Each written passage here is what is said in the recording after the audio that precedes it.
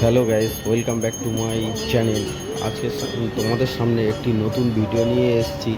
আমাদের বাড়িতে একটি ছোট অনুষ্ঠান ছিল, ঠাকুর প্রতিষ্ঠা একটি অনুষ্ঠান ছিল। সেই অনুষ্ঠান তোমাদের ভিডিওর মাধ্যমে কিছু দেখাতে চলেছি। আজকের ভিডিওটা স্কিপ না করে পুরো ভিডিওটা দেখতে থাকুন, ভালো লাগবে। আমি রাজা তোমাদের সামনে নতুন ভিডিও নিয়ে প্রেজেন্ট হয়েছি। আমার নতুন চ্যানেল জি ভিলেজ লং টাইম, এই চ্যানেলেতে তোমরা দেখতে পাবে পুরো ভিডিওটা।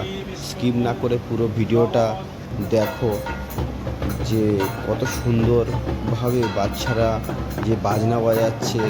আমাদের যে অনুষ্ঠানটা তোমাদের সামনে পুরোটা দেখাতে যাচ্ছি। দেখো যে বড় বড় দুটো বেদি করা হয়েছে, এখানে হোম হবে দুটো বেদিতে। ফের ঠাকুর ঘরের সামনে হোম করা হবে। কত আয়োজন করা হয়েছে, বেদি করা হয়েছে, এখানে লক্ষ্মীনারায়ণ প্রতিষ্ঠা করা হয়েছে। ভাগবত যে অনুষ্ঠান, সে ভাগবতের অনুষ্ঠান আয়োজন করা হয়েছে। আমাদের ছোট যে প্রতিমা দেখতে পাচ্ছেন, লক্ষ্মীনারায়ণ প্রতিমা। আর এখানে যে যজ্ঞ করা হবে, এখানে 108টা মাটির প্রদীপ রাখা হয়েছে, প্রদীপ জ্বালানো হবে। আর এখানে যে বেদি দেখতে পাচ্ছেন, দুটো বড় বড় বেদি, এই বেদিতে যজ্ঞ হবে, যে হুমটা করা হবে।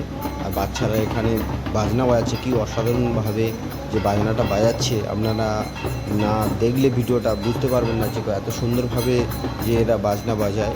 আর ওপারে ভাগবত পাঠ হচ্ছে, আমাদের ভাগবত পাঠেরও অনুষ্ঠান হয়েছিল। আর মহারাজ এখানে ভাগবত পাঠের পর আমাদের যে মহারাজ এসে কিছু গীতা পাঠ করবে, সেটা আপনাদের সামনে তুলে ধরবো। আর এখানে আমাদের যে অনুষ্ঠানটা হয়েছে আজকের, খুবই একটি বড় ধরনের একটা অনুষ্ঠান। সচরাচর এরকম অনুষ্ঠান আমরা কোথাও দেখতে পাই না, কিন্তু এই অনুষ্ঠান এত বড় করে করা হয়েছিল। দুটো বড় বড় বেদিকে যজ্ঞ করা হয়েছিল, সেই জন্য ভিডিওটা আপনাদের সামনে তুলে ধরেছি। আপনারা দেখুন, স্কিপ না করে পুরো ভিডিওটা দেখতে থাকুন।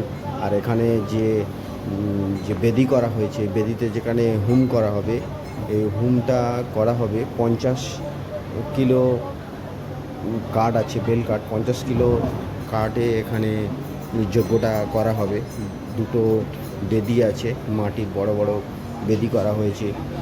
প্লাস এখানে ঠাকুরঘরের সামনেও একটা হোমের আয়োজন করা হয়েছে। বেদিটা দেখতে পাচ্ছেন, যেখানে সবাই মিলে যে যজ্ঞ আয়োজন করেছিল, 12টা বামন এসেছিল।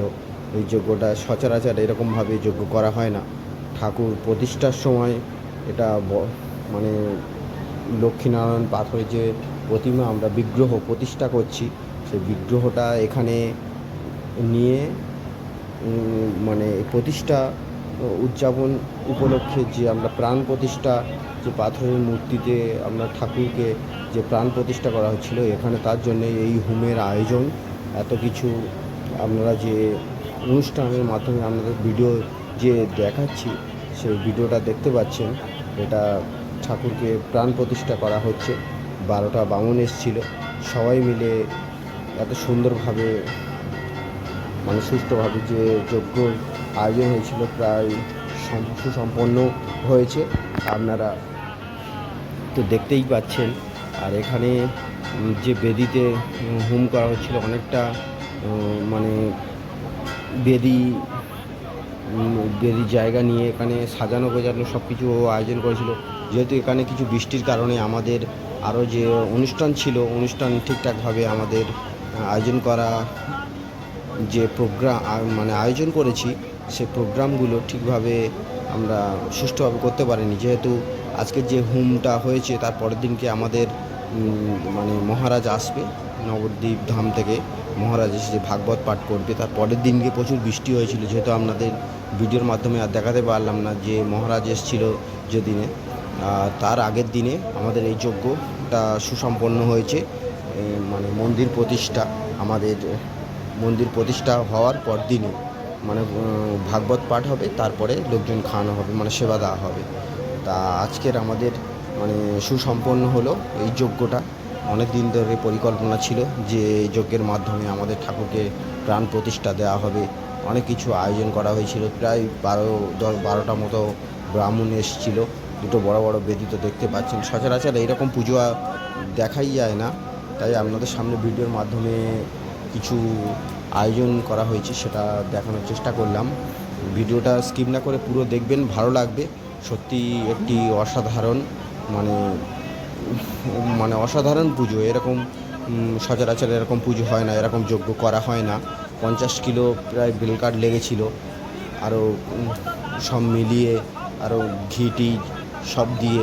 ঘি তো অনেক লেগে গেছে, প্রায় 5 কিলোর উপরে ঘি লেগেছে, আর 50 কিলো বেলকাঠ ছিল। এই বিগ্রহ প্রতিষ্ঠা উদযাপন করতে আমরা যে যজ্ঞর আয়োজন করেছিল, প্রায় 3 জায়গাতে যজ্ঞ হয়েছিল, 2টো বেদি হয়েছিল। আর সব যে আতপ চাল, প্রচুর চাল লেগেছে, চাল। আর এখানে যে দীপদান করা হয়েছিল, আমরা আয়োজন করেছিলাম, অনেক আয়োজন করেছিলাম, যেহেতু ঠাকুর প্রতিষ্ঠা তো সুষ্ঠুভাবে হয়েছে। আর তার পরের দিনকে এটা মানে বৃষ্টি হয়ে আমাদের প্রোগ্রামটা যে গুরুদেব এসে ভাগবত পাঠ করবে সেটা আর আপনাদের সামনে দেখাতে পারেনি। আর যেটা এখন এই ভিডিওর মাধ্যমে এখন মানে দেখাতে পারলাম, এটা বৃষ্টি হয়নি, ওটা তার আগের দিনে আমাদের সুসম্পন্ন হয়ে গিয়েছে। আর লোকজন খাওয়া দাওয়ারও আয়োজন করা হয়েছে। এখানে যে প্রতিষ্ঠা আমাদের ঠাকুরের প্রতিষ্ঠা হয়েছে তারপরেই একটা লোকজন খাওয়ার আয়োজন হবে। আর বাচ্চারা অসাধারণ বাজাচ্ছিল, কনস্ট্যান্ট বাজিয়ে যাচ্ছে ওরা। মানে ঠাকুর যখন বরণ করছে, মানে আরতি হচ্ছে, হোমের সময় ওরা বাজনা তো বাজিয়েই চলেছে, থামছে না, কনস্ট্যান্ট বাজিয়ে যাচ্ছে।